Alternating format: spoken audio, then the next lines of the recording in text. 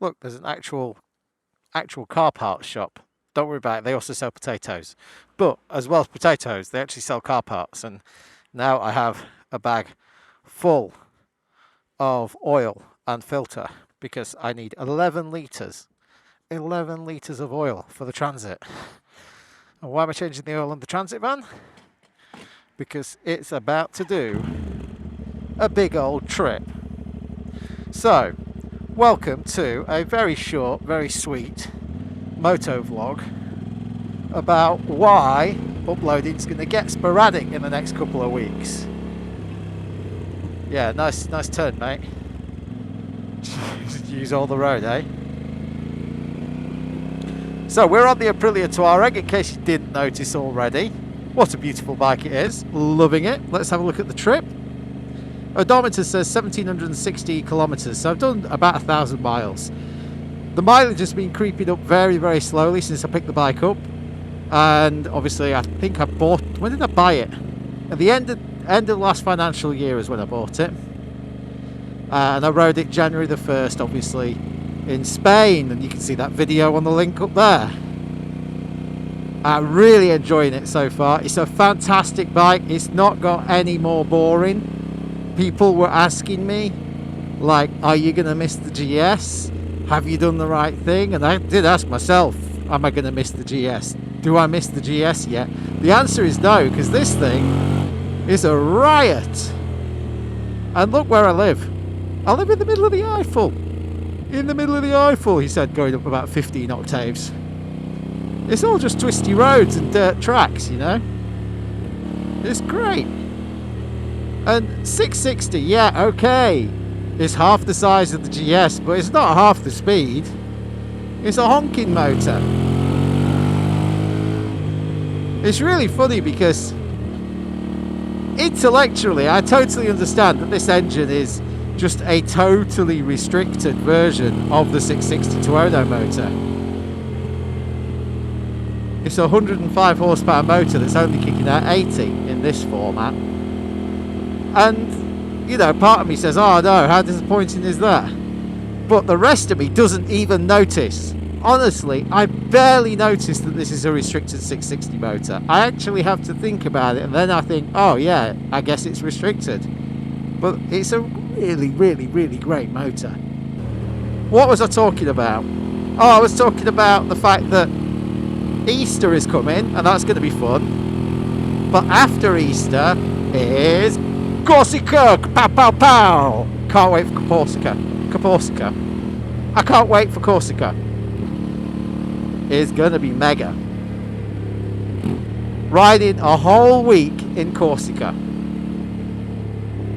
Have no idea what the weather's going to do. I've looked at the weather history there.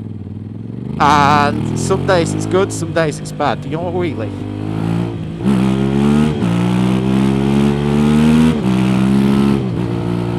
Tiny little wheelie, tiny little wheelie.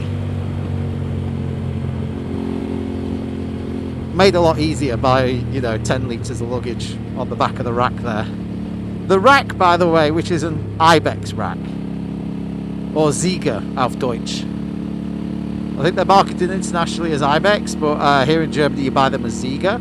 Lots of people giving them bad reviews online, but I took a chance on it, and it's great. Fits perfectly. All the parts were in the bag. No problem. I would say that my Zieger side stand foot isn't so great. Right, I'm going to be a tiny bit naughty here. Because look, there is a shortcut. There is a shortcut. Whee!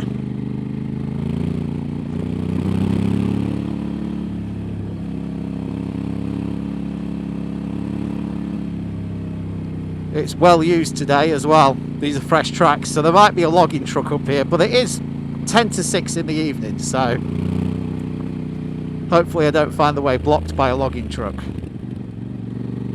Wow, there's been a lot of traffic up here. Last time I came up this track it was a little bit more unused. This is just a shortcut that cuts off about 2 or 3 bars of twisty tarmac and turns it into less than a mile of straight gravel road. Got to be a little bit careful down here because it can get a bit sloppy. It's not rained for a while though, like 3-4 days. It's not rained properly for 3 or 4 days. And the good thing about the old volcanic Eifel is that most of the time water drains pretty quickly. I'm sure a geologist like Itchy Boots will be able to tell us more about that. I am but a simpleton. Interestingly enough, if you come from this direction, cars are allowed, traffic's allowed, but if you come from the other direction, it says no traffic allowed. Oh, here we go. Somebody's getting some wood together. I think I can squeeze through here though.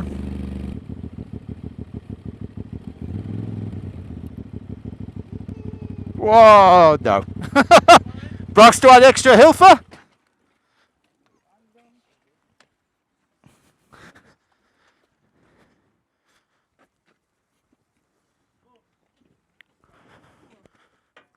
Ja, passt.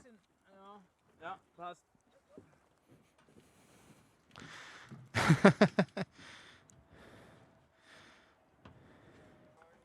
Kein Problem. Ich komme diese Richtung, ja. Drop off the edge here, I think. Bitte! Woohoo!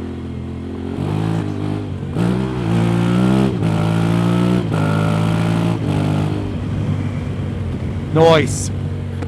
Visor down. We can go left here as well, but it's well. Look at that, it's properly boggy. I'm still on the street tyres.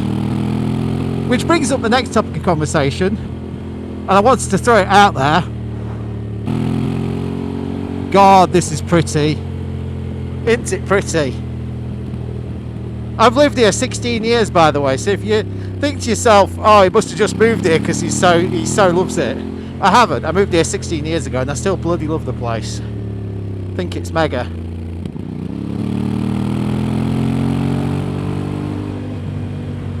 Oh, look at that deer just out in the middle of the field. Anyway, so where was I? Yes! Topic of interest. As you can tell, I like some spirited riding on my Tuareg 660. But I would also like to be able to hit those boggy sections with a little bit more confidence than I have in these Scorpion Trail rallies. Now these are the STR2, I believe.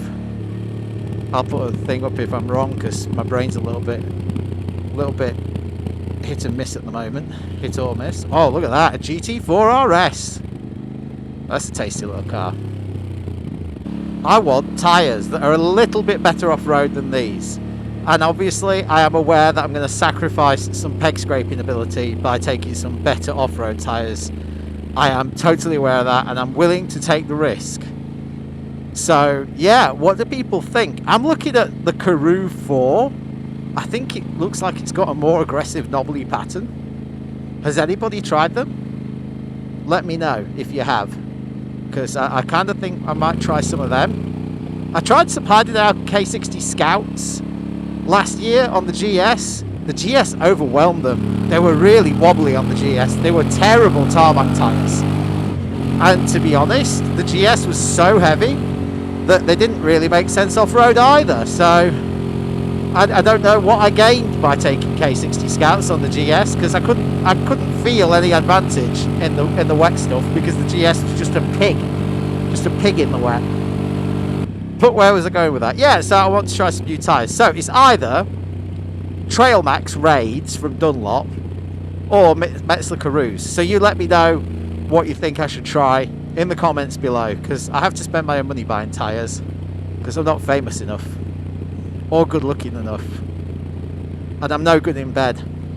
So all in all, nah, never mind. I just have to pay for my tyres. Kitty cat.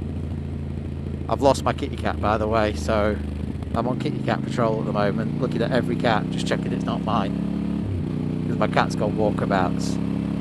But let's not bring the channel down with that. Okay, next point. After Corsica is the next big thing, which is the biggest, most expensive, craziest tour I've ever done in the history of BTG Moto. And I am going to Peru. And what started as me plus 1 or 2 customers has turned into me plus 4 customers. And what's turned into me plus 1 or 2 existing customers has turned into me plus 4 new customers. And I've told them all, this is a recce, this is an experiment, this could go horribly wrong. I'm not charging them proper money, I'm charging them cost. And I've explained that this is potentially a really bad idea, and it might be the first ever time that I lead a tour to Peru, and it also might be the last ever time I lead a tour to Peru. But you know what? They're still coming. So yeah, that's in May. Then shortly after that, I'll have time to do my laundry, and I'll be off to the Balkans for 2 tours back to back, because they're all sold. Oh, tell a lie. If you want to come on the second Balkans tour, check the link below in the description. I do have space on the second Balkans tour, so you can come with me in June for a whistle-stop tour, starting in Slovenia, ending in Slovenia, and passing through every country as far south as Montenegro on the way. It's a great tour. It's one of my favourites. Rental bikes are available. Blah, blah, blah, blah, blah, blah, blah, blah, blah. Do you know what? Preemptively, I'm going to say thank you for 4,000 subs. Because honestly, I'm only 150 subs away from 4,000. Which means, since I started this experiment, we've averaged over 1,000 new subs a month. That's so far ahead of my predictions. It's unbelievable. So happy with it. So thank you, everybody who's been helping by liking, sharing, clicking the links, telling your friends about the videos that are relevant to them. And if you want something, don't be afraid to ask.